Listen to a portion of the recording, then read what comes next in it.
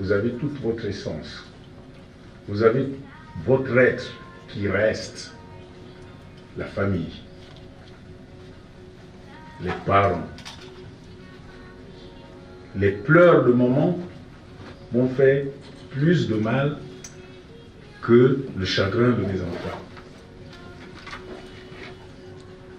C'est difficile à vivre, mais il faut s'adapter. Il n'y a pas, je ne demande pas qu'on puisse s'apitoyer sur mon sort, parce que, et dans le souffle de l'exil, je le dis, d'autres, plus durement que moi, ont vécu les mêmes situations, parfois avec plus d'atrocité. Alerter, parler, partager, c'est faire preuve de démocratie. Ce que l'on perçoit à bas bruit deviendra audible. La démocratie se gagne aussi par la parole. La démocratie ne s'impose pas d'elle-même. Elle suppose le risque, le combat. On ne fait pas le deuil des valeurs de liberté. On ne se tait pas. J'ai rêvé d'un avenir politique plus radieux, pas pour moi, pour les citoyens du monde et pour les citoyens du Gabon. Et dans ce livre, je décline mon ambition parce que je centre tout au niveau de la démocratie. Dès lors qu'il y a la démocratie, il y a l'envie de vivre, il y a l'envie de se développer, un pays peut se développer. La parole de l'Afrique appartient d'abord aux Africains. L'histoire doit revenir d'où elle vient. Ensuite, elle pourra voyager. L'histoire d'un pays, d'un continent constitue un terreau. La fertilité à venir dépend de la culture de ce terreau. Il convient donc de l'entretenir, de la faire fructifier. De cette expérience d'exilé, j'ai pu tirer des leçons, de grandes leçons, traduites ici dans un message. Je me suis demandé en fait, pourquoi cette situation? Et la réponse que j'ai trouvée, c'est que nous avions une organisation politique qui n'était pas adaptée à l'Afrique. Comment est-ce que nous étions organisés avant même l'arrivée du colonialisme, de l'esclavage, de la traite des Noirs, etc. J'ai vu qu'il y avait traditionnellement une organisation bien pensée et qu'il y avait une forme de démocratie. La connaissance globale des savoirs africains s'inscrit aussi dans l'histoire de l'Afrique. Elle en constitue le patrimoine. Au fond, peu importe les moyens qui ont permis l'accès à ces savoirs ancestraux, l'important est de les faire circuler.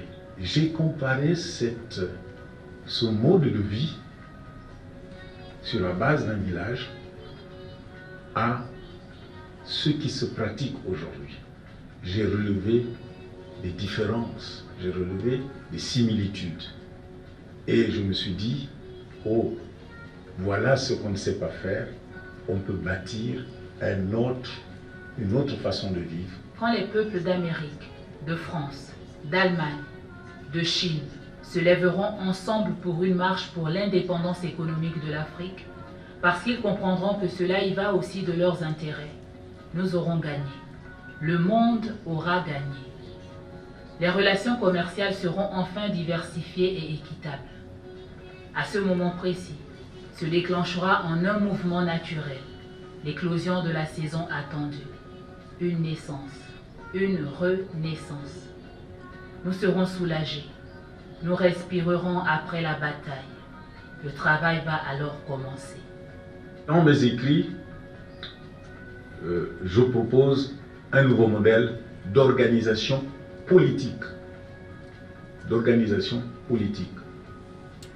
Au centre duquel il y a la démocratie. Parce que l'objectif, c'est vraiment la démocratie. Dans un pays démocratique, c'est jamais parfait, mais on ne fait pas ce que l'on constate aujourd'hui en Afrique. Dans ce modèle, je m'oublie et j'oublie le Gabon. Je veux parler de l'Afrique, j'élargis, parce que les problèmes que j'ai constatés au Gabon, ils se retrouvent dans la plupart des pays d'Afrique. Problème de liberté, problème d'injustice, problème d'égalité. Et face à cela, Je pense que l'Afrique ne peut pas apporter seule la solution à ces problèmes. J'implique la communauté internationale que j'appelle, moi, le reste du monde. Il y a la France, il y a la Grande-Bretagne, l'Allemagne, mais il y a aussi les États-Unis, il y a aussi la Chine qui arrive. Tout ce monde a intérêt à trouver une solution au problème de l'Afrique. Il faut à présent que, d'un continent à l'autre, les consciences parlent. Il faut donc ici que l'on se mobilise pour que l'opinion se fasse. Elle a la capacité d'influer sur les pouvoirs, de faire percevoir un message ici en Europe, et en particulier auprès de ces pays qui ont développé des intérêts sur l'autre continent. Le combat n'est pas le combat de l'Afrique seule. Je suis arrivé à constater que cette Afrique n'est vraiment pas indépendante. Elle n'est vraiment pas indépendante. Il faut aller au fond des choses. Il faut aller au fond des choses. Et nous devons nous asseoir autour de la table pour repenser l'indépendance, pour parler de la dignité. Conscience africaine, c'est un terme que j'emprunte à Steve Biko, qui est un leader sud-africain qui a lutté contre l'apartheid. Moi, j'appellerais simplement la conférence sur l'Afrique, sur l'indépendance de l'Afrique. D'autres ont eu à travailler sur l'indépendance de l'Afrique. Je pense là à Senghor, Aimé Césaire, Diouf. Nous disposons de ressources naturelles. Nous disposons de compétences intellectuelles, scientifiques, d'infrastructures, de logistique et de toutes nos connaissances en héritage. Il est temps de décomplexer le savoir, de ne pas rougir, d'exister par nous-mêmes. Le temps de faire, d'inventer, d'innover nous appartient, comme nous appartient l'ensemble de nos richesses. Je fais une lettre aux évolués dans cet ouvrage. Les consciences ont évolué. J'estime que nous allons trouver une solution ensemble à ce petit problème. C'est ça la dignité, c'est ça la liberté, c'est ça traiter d'égal à égal.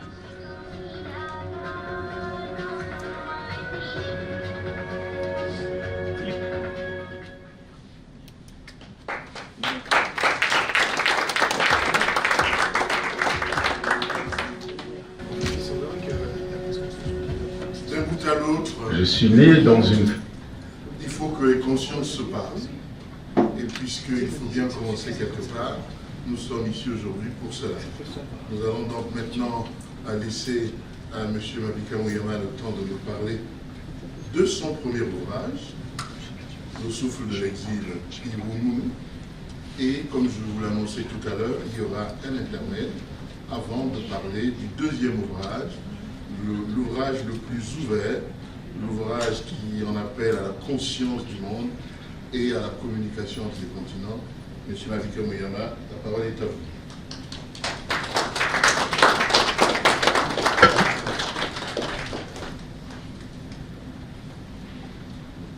Monsieur Oscar Ondela, vous avez la parole facile. Vous parlez bon français. Je dirais que vous avez le babou étonnant. Et ça me plaît, merci.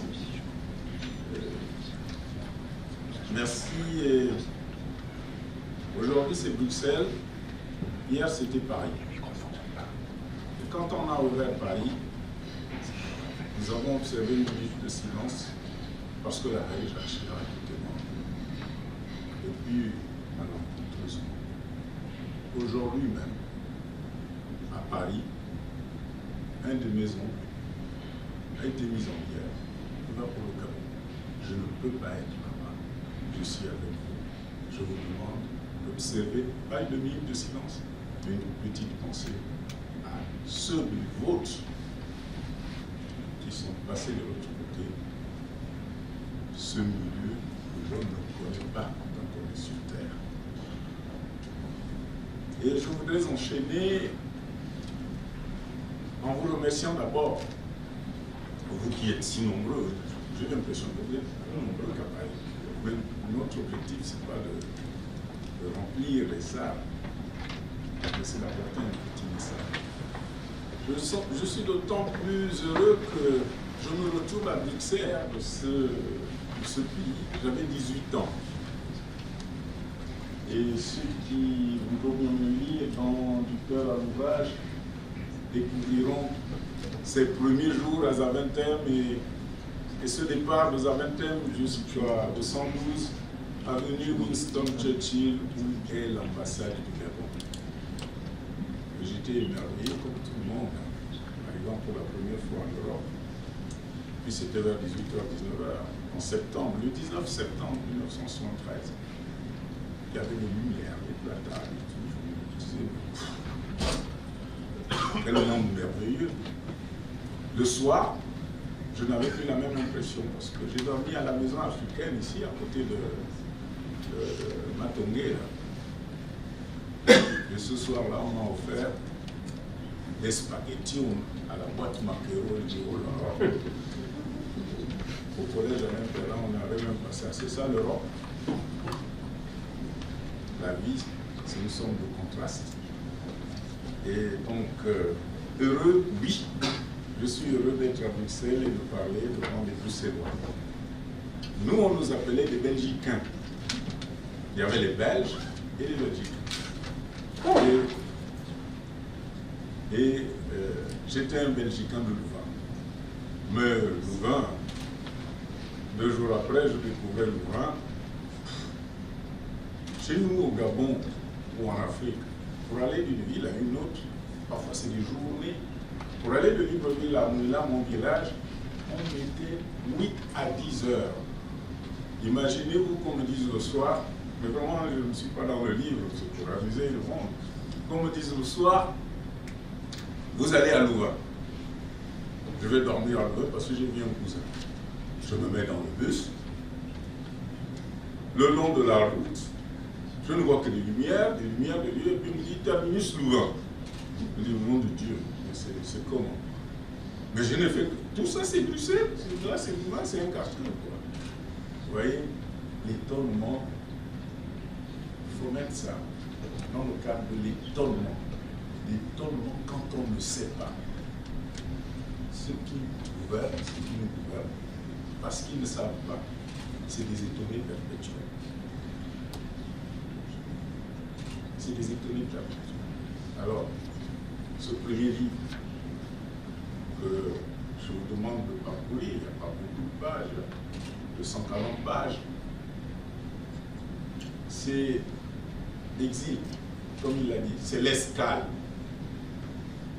Je considère que la parenthèse qui m'a été offerte ne doit pas me tuer, mais doit me permettre de regarder, d'avoir le recul, de regarder où je viens, qu'est-ce qui se fait là-bas, et où je vais, pas moi personnellement, mais le monde, l'Afrique.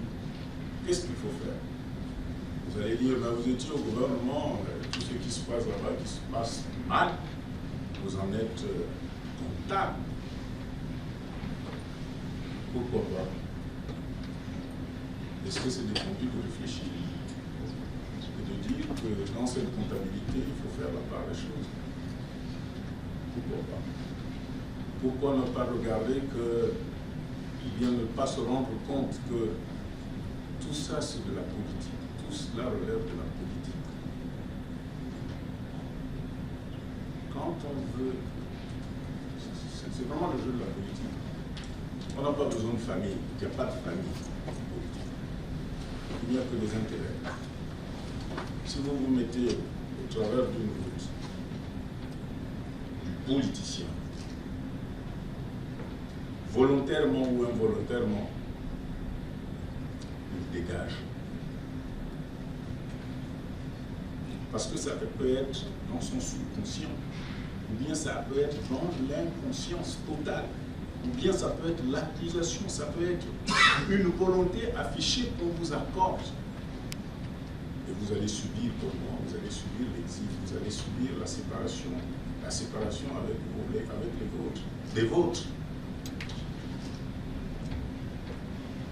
Et malheureusement, je me trompe peut-être, c'est ce qui s'est passé. On a cru que j'avais des ambitions.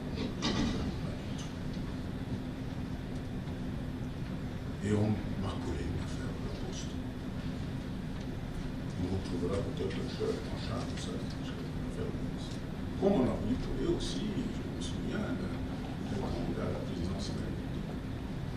On a fait le contrat minier. Parce qu'on peut se débarrasser. Le contrat minier, on peut se débarrasser de quelqu'un. C'est ça le jeu. C'est l'intimidation. Le jeu de la politique. C'est le défi de l'excellence. Le défi de l'excellence, c'est quoi? Le chef, le souverain, il doit être le plus intelligent. S'il rencontre plus intelligent que lui, il ne comprend pas, il est tué. C'est lui qui commande et c'est lui qui doit être le plus intelligent. Il renonce même à ce qu'il y ait des hommes supérieurs à lui sur le plan de l'intelligence. Mais ce n'est pas tout. Quand il vous trouve intelligent, il vous exploite. Vous devenez son sujet. Vous devenez son obligé. Et si vous essayez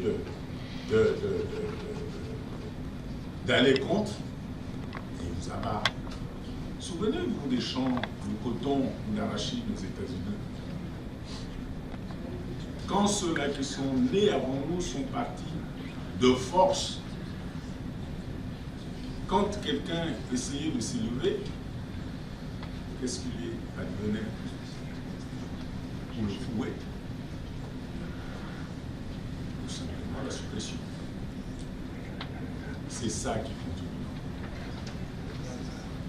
Et je raconte dans ce premier livre une réflexion profonde, personnelle, pour comprendre les faits, les gestes et les actes des hommes politiques. Pour comprendre les raisons pour lesquelles ils agissent ainsi.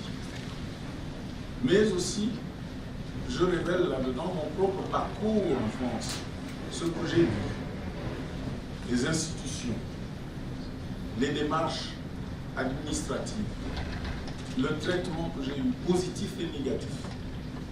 Et à la fin, je rêve d'un retour. Parce qu'il faut bien retourner. Même dans un cadavre, c'est un retour. On est allé dire à ma mère, parce que la politique c'est intimidé. Hein. Si vous avez des petites affaires, on les détruit. C'est du bulldozer. Ils sont allés dire à ma mère, votre fils, même dans un secteur, vous mettra un pied. Qu'est-ce que j'ai fait? Je continue de penser, de réfléchir. C'est ce que Dieu m'a dit.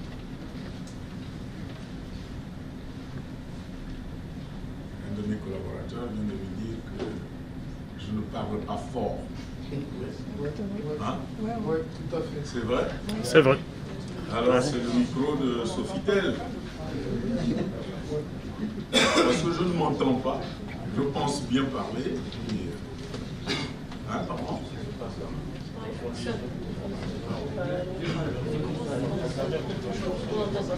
Le micro ne passe pas? Ah, mais c'est ça.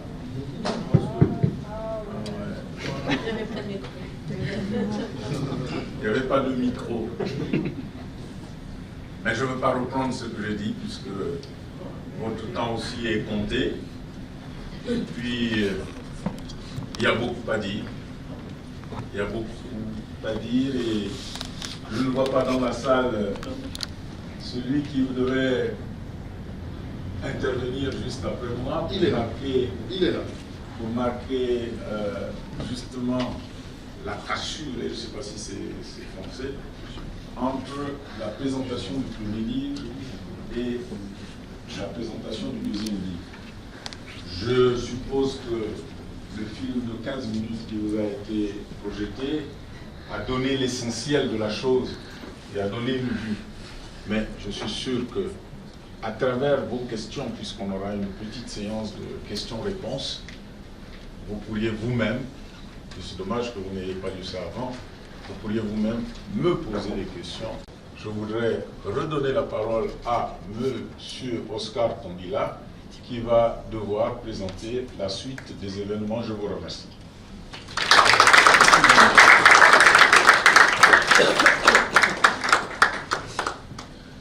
Merci beaucoup, M. Mabika Mouyama, pour ce premier livre et pour cette première présentation. Comme je vous l'ai promis tout à l'heure, nous allons avoir un intermède musical qui nous permettra de nous déplacer vers le second livre, celui qui suscite, semble-t-il, le plus le débat. Mais avant cette seconde intervention de M. Mabika Mouyama, je vais vous présenter et introduire donc un artiste de talent qui a accepté de nous faire entendre une chanson mythique. Veuillez accueillir Petit Wendo.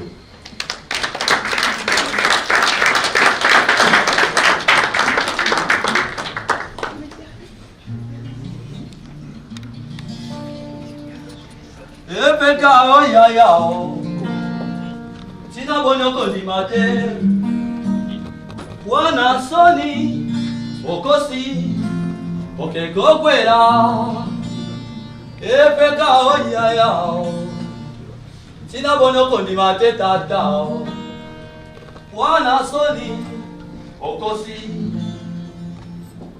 okeyikokwera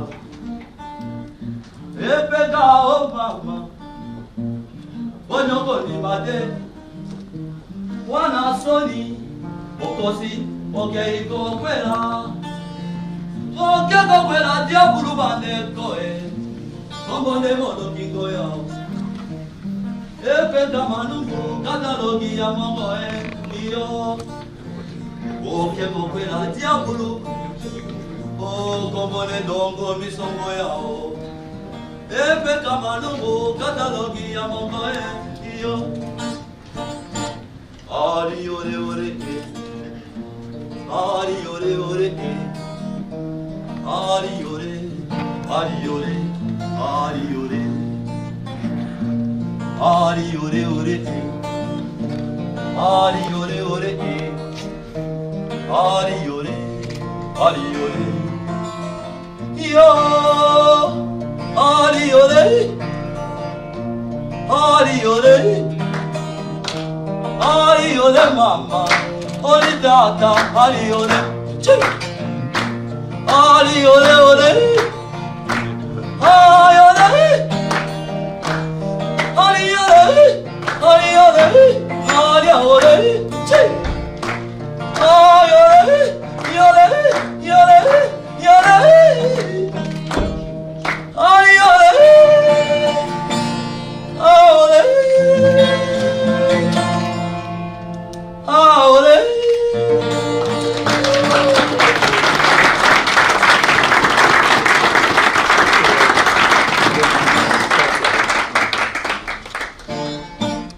indépendant, tata, dozui, oti kwanza, tata, kubaki, otableron, tata, bakanyero, olipanda, tata, dozui, indépendant, tata, dozui, oti kwanza, tata, kubaki, otableron, tata, bakanyero, olipanda, tata,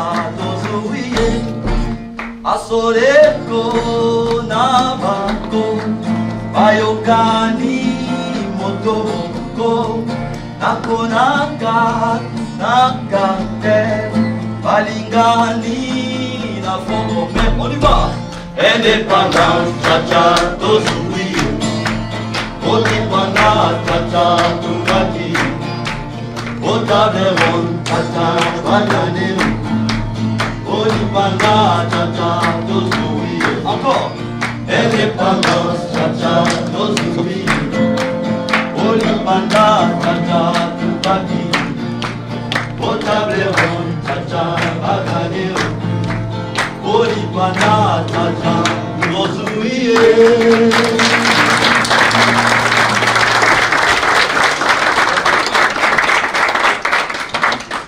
En 1960, du moins c'est c'est un événement qui s'est passé dans cette ville, qui a inspiré cette chanson qui est devenue l'hymne de tout un continent. Indépendance, Tcha-Tcha, Tozui, nous avons gagné, aux tables rondes, ainsi de suite. Nous avons été à Bruxelles, nous avons gagné, nous avons obtenu l'indépendance. Nous, les Congolais, nous sommes déjà libres, mais ce ne sont plus seulement les Congolais, ce sont les Africains. Derrière toute la démarche, toute la réflexion qui est menée par notre hôte aujourd'hui, il ne s'agit pas d'autre chose. Il s'agit de raffermir l'indépendance.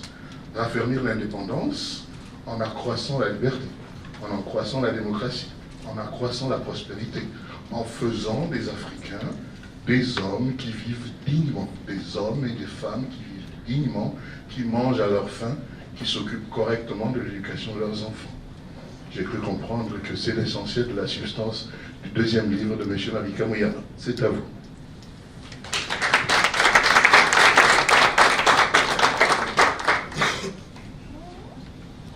Alors, je voudrais bouleverser les choses. Maintenant, ah, oui. Je ne voudrais pas être conformiste. Vous avez reçu des invitations. Vous avez reçu les 2 titres des ouvrages. Sur ce titre-là, vous avez certainement des questions qui ont traversé l'esprit. On va dialoguer. Qui peut me poser la première question sans avoir lu l'ouvrage? Allez-y. Merci, monsieur Mabika. Je m'appelle Bozombo Bernard, tout comme vous, je suis exilé politicien. C'est vrai qu'il n'y a pas à rougir de cela parce que nous ne sommes pas les premiers, nous ne serons pas non plus les derniers. Je suis un lecteur de la Bible et puis que dans la Bible, j'ai vu beaucoup de déportations du peuple juif, etc. Et comme vous avez pris comme ça à chaud que nous devons poser des questions, vous avez parlé de l'étonnement. Vous aviez dit certains de nos responsables, en faisant allusion par exemple, je pense au président que nous avions en Afrique, d'aucuns n'avaient pas cet étonnement. Mais je me souviens, et ça m'a beaucoup étonné, et j'apprécie ce qu'avait fait le père de l'indépendance, même si aujourd'hui on a du mal à croire que c'est une indépendance. Nous en parlerons certainement tout au long de votre ouvrage, parce que ce sont des indépendances octroyées. Et ça nous fait beaucoup plus mal que par le passé aujourd'hui. Il y a M. Liomba, paix à son âme. La première fois, il faisait un déplacement dans les années 60 à Paris. Il devait rencontrer le général de Gaulle. C'est documenté. Je pense que beaucoup peut-être l'ont vu. Moi, ce qui m'a surpris dans ce que Liomba avait dit au général de Gaulle, il y avait un jeu de rhétorique où il disait que, monsieur le général, permettez que je vous dise combien de fois je suis étonné et content d'être ici à Paris au vu de cette belle architecture qui était l'aéroport de Orly. Et si vous avez souvenir de ce message, il a fait la même réplique. Si moi j'ai été à Orly, 1 et 2, c'est la même réplique que l'aéroport Liomba de Libreville. Mais pourquoi je prends cet exemple? C'est juste pour dire qu'on n'est pas que dans un étonnement perpétuel. C'est-à-dire que quelque part, les élites de l'Afrique, et pour la plupart aujourd'hui, depuis les années 60 à nos jours, il y a beaucoup qui ont eu des doctorats, il y a beaucoup qui sont des professeurs. Mais quand ils sont rentrés en Afrique, on a l'impression qu'ils ont arrêté de penser, ils ont arrêté même de mettre en musique les belles choses qu'ils ont vues ici, qu'on pouvait aussi reproduire. Et vous qui avez été avec ces gens-là, dites-moi un peu qu'est-ce qui n'a pas marché à la fin de la journée. Merci.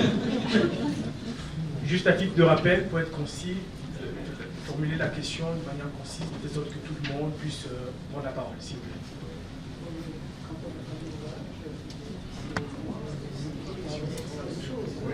On va prendre 3 questions, et puis de toute façon c'est dans le sujet.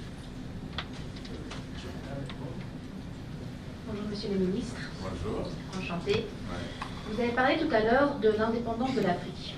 Dans le contexte que l'on connaît aujourd'hui, comment voyez-vous l'indépendance de l'Afrique, sachant qu'il y a les fraudes, la violence, la soumission de ce peuple, non seulement face à ses politiques, mais aussi à tout l'Occident?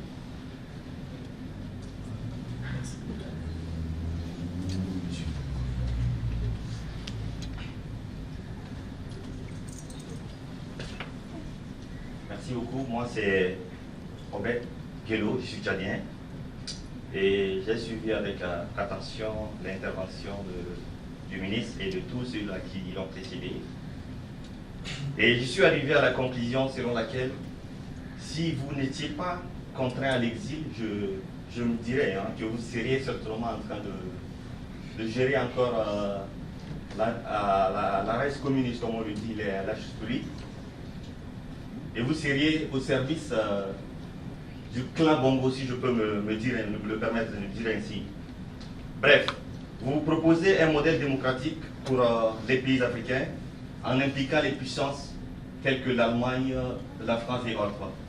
Et sans se tromper, nous savons tous que ces pays-là ont toujours exploité l'Afrique. Et ce modèle politique que vous proposez ne prend pas en compte la spécificité des pays africains, parce que nous en avons 54.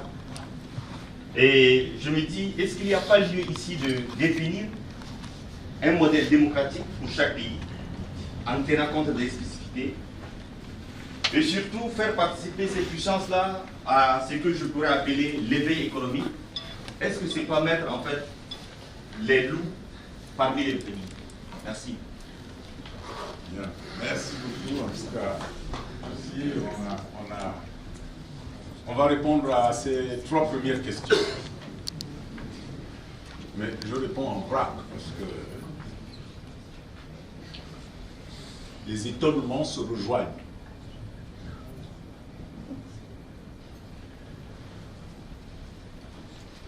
L'Afrique, la République de demain. Je commence par votre question, chers compatriotes. Moi, je ne suis pas en train de rêver pour dire qu'il faut une Afrique avec un drapeau unique, avec une devise unique, avec l'hymne qui sera l'hymne de l'Afrique, avec un président. Je considère que ça, c'est l'idéal. La République dont je parle, c'est la République des valeurs. C'est-à-dire au Tchad, au Gabon, en Angola, en Guinée ou au Soudan. Les valeurs que j'ai identifiées ici doivent être communes. Au lieu d'avoir un seul drapeau, on a des drapeaux et ces drapeaux s'appellent des valeurs. Quelles sont ces valeurs? Quand tu vas accepter que dans une élection présidentielle, celui qui a gagné gagne, on va déjà construire une bonne Afrique. Et ça peut être accepté au Mali, au Tchad, au Gabon, etc. Pourquoi on ne l'accepte pas? Pourquoi chez les autres, c'est 5 ans renouvelables une fois, ou 4 ans renouvelables une fois? Pourquoi chez nous, ça doit être 50 ans et de père en fils? Vous voyez? C'est ça. J'ai parlé des valeurs de partage. Il faut savoir partager. Quand tu vas, ce qui t'appartient, ce que tu détiens, tu n'es qu'un messager, tu n'es qu'un porte-parole. Ce n'est pas parce que tu es chef d'État que le pétrole, l'uranium du Niger ou le pétrole du Tchad t'appartient. Non, pas du tout. Il faut savoir le partager. Le partager, c'est quoi? Tu ne peux pas aller dire, moi je donnais 1 euro parce que j'ai gagné 10 millions d'euros. Non. Le partager, tu peux le partager par les biens communs, par la route, par l'accès à la santé. Tu peux le partager autrement. Tu peux le partager par les salaires que tu distribues. Tu peux le partager par ce que j'appelle là-dedans, en donnant à manger à tous les citoyens, en créant de l'emploi. Donc, je suis ici dans une république des valeurs. C'est très important. La valeur de dignité. Quand tu vas en négociation avec les autres pays du monde, ne te sens pas complexé. Tu es un homme commun. Tu es un homme commun. Je vais vous raconter quelque chose qui m'est arrivé dans une ville, je ne donne pas la ville. Je me pointe pour un rendez-vous médical. Le guichetier est là. Monsieur le médecin m'a demandé de faire un IRM et j'ai déjà le résultat. Il a suspendu mon traitement. Mais je voudrais prendre rendez-vous. Il me dit, ah, venez vers le 26 novembre. Nous étions début octobre. Je dis, mais c'est trop. Mais j'ai mal. Il me dit, mais estimez-vous heureux? Parce que chez vous n'avez même pas ça. Et il y avait des gens dans la salle d'attente. J'ai dit, mais monsieur, je suppose que pour être là, vous avez été dans une école de santé. Regardez un malade, c'est un malade qui est en face de vous. Ce n'est pas une peau noire. Vous voyez? C'est la dignité. Quand un chef d'État africain traite avec un chef d'État européen ou américain, il doit se sentir d'abord homme. Mais si c'est eux qui t'ont placé, est-ce que tu vas te sentir homme? Est-ce que tu vas revendiquer? Est-ce que tu vas traiter pour les autres? Ce n'est pas possible. Ce sont ces valeurs-là. Donc les choix des peuples, ces choix doivent être respectés. C'est la République des valeurs. C'est très important. Cette République. Beaucoup de gens, quand ils lisent le titre, ils se disent ah, c'est un peu les idées de M. Kadhafi. Non, non, non, c'est pas ça. Je ne dis pas que ces idées étaient... Je dis ça, c'est un idéal lointain. Et comme vous le dites, la somme, il y a des valeurs communes que l'on peut mettre ensemble pour ériger le... Mais chacun a sa spécificité. Je vais prendre un exemple, même à l'intérieur du Gabon. Les chefs de village, parce que chez nous, c'est le clan, la tribu, c'est la contrée. J'appelle ça un mot qui est courant chez les Bantous, Inanga. Hein? Inanga. Hein? Ta contrée, ton territoire, ton terroir. Moi, je suis Bapounou du Gabon. La grande famille, je disais, des Bayaka en RDC. La grande famille des Bayaka. Quand nous sommes grands là-bas, et vous là-bas, vous êtes petits. C'est ce qu'on dit, les Bayaka. Mais chez nous, le chef, on le choisit en fonction de certains critères. L'expérience, l'âge, parce que le chef chez nous, c'est la courroie entre le monde des ancêtres et le monde actuel. Ça, c'est chez les Bapounou. Mais chez les Michoro, un peuple aussi du Gabon, que l'on retrouve au Zimbabwe, etc. Chez les Michoro, le chef, il peut avoir 18 ans. C'est un système de royauté. Comment mettre tout ce monde-là ensemble? Vous voyez ce que vous venez de dire? C'est difficile.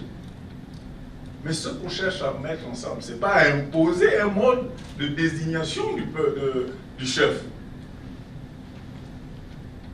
C'est de donner, que ce soit le Michoro que l'on choisit selon la royauté, c'est de donner les mêmes critères de choix pour que nous ayons un bon chef. Et quand on élargit, on passe du village au pays, ces critères, on doit les définir. Quand on les définit, c'est comme dans la Bible, hein. Les commandements, c'est quoi? C'est au départ des choses qui étaient constatées dans les villages qu'il ne fallait pas faire et qui ont été transformées en commandements. Je ne suis pas un grand étudiant de la Bible, mais c'est ça. Tu ne tueras pas. C'est parce qu'au départ, il y a eu dans un village ou dans des gens qui ont tué et puis on a dit non, ce n'est pas bon. On a pris ce qu'on appelle dans la Bible des ordonnances. C'est mon fils qui me l'a expliqué. On a pris des ordonnances qui sont devenues des commandements. Donc, ces choses qui sont mauvaises, parce qu'on pense que Mabika veut être président de la République, parce qu'il a écrit un livre, je suis au 5e livre, est-ce que je suis président? Non. Ah, il veut être président, mais il va voir. On va tout couper, on va te faire ceci, on va te... Non. Laissons ça. Construisons les valeurs en Afrique. Quand on aura les valeurs, on pourra avancer. Et d'ailleurs, je viens sur votre question. En fait, vous me posez la question, mais est-ce que pour construire ces valeurs-là, on a besoin de l'Europe? On n'a pas besoin de l'Europe. On n'a vraiment pas besoin de l'Europe. Mais, pour construire les valeurs de dignité, on a besoin de l'Europe. Pourquoi? Parce que la dignité, dans les négociations, dans les pourparlers, dans les accords de partenariat, là, on pense que l'Europe ou les autres ont un mot à dire. Les indépendances, là, nous ont été données par qui? Par eux, non? Si on veut une indépendance économique, il faut qu'ils viennent autour de la table. Est-ce normal? Ça existe, lisez encore des accords. Est-ce normal qu'un pays souverain, pour créer une compagnie de transport, une compagnie aérienne de transport, puisse s'adresser d'abord à une puissance telle pour avoir un accord? Donc, est-ce qu'on doit se battre pour ça? On ne peut pas se battre. On ne peut pas se battre pour ça. Mettons-nous autour de la table, discutons. Je suis sûr que le monde a évolué. Du côté de l'Europe, il y a des intellectuels aussi, le monde a évolué. On va trouver des solutions, on va abolir ces choses-là. Donc, moi, je vais du principe que le monde, d'abord, l'indépendance totale n'existe pas. On est toujours interdépendant. Je vais du principe que si l'Afrique veut vraiment évoluer, il faut qu'on se remette autour de la table pour dire ça c'est pas bon, ça c'est vraiment pas bon, ça c'est pas bon. J'ai le droit d'exploiter, j'ai le droit de dire oui. Et j'ai le droit de dire non. Si je dis oui et que vous pensez que c'est non, que je devais dire, ça ne doit pas être suivi de représailles. Parce que c'est ça l'autre peur. Je parlais ce matin à des compatriotes congolais, je disais, mais mauvais donne mal, hein, en bon français. Si je pouvais inventer un mot, je dirais que l'Afrique a été mauvaisement indépendante. Mauvaisement indépendante. Donc, revenons. On a fêté. C'est pas un hasard quand je dis monsieur de chanter indépendance, tcha-tcha. On a fêté. On était contents. On était contents. On se disait, le fouet, c'est fini. Les oreilles coupées, c'est fini. Mais qui nous coupe les oreilles aujourd'hui? Ce n'est pas nous autres là qui avons commandé. Est-ce que c'est les Européens? Parfois avec la complicité. Parce qu'ils ont choisi des gens pour mettre. Mais les vrais coupeurs d'oreilles, c'est quand même ceux qui nous commandent. Je ne dis pas que tous les pays sont comme ça. Hein. Il y a des grands pays quand même qui émergent. Je pense au Ghana, au Botswana, etc. Mais il y a encore beaucoup d'autres qui coupent encore les oreilles, qui tranchent, qui laissent des manchots pour uniquement conserver le pouvoir. Et je veux rebondir pour la question de notre compatriote. D'ailleurs, vous avez même dit, est-ce que si je n'étais pas en exil, je parlerais de cette façon-là? Moi, je vous dis la vérité. Je ne pourrais pas parler de la même chose, c'est-à-dire que la réflexion n'aurait pas germé de la même façon. Parce que vous êtes pris dans un environnement qui vous permet parfois de ne pas réfléchir. Je n'aurais pas parlé comme ça, parce que parfois vous n'avez pas le temps de penser aux autres. La distance qui me sépare et le recul me fait prendre conscience d'un certain nombre de choses. Moi, peut-être que je l'ai dit dans le livre, le jour où, parce que vous m'avez dit, vous serez toujours en train de cultiver le système Bongo. J'étais ministre pendant près de 10 ans. Le jour où, et ma femme est là, le jour où j'ai dit à M. Bongo que moi je ne partage pas vos points de vue, je démissionne. J'ai écrit une lettre, j'ai démissionné du gouvernement. J'ai écrit, j'ai démissionné. Les témoins sont nombreux, je les cite dans mon livre. J'ai démissionné. Pour une raison très simple. C'était sur une base ethnique.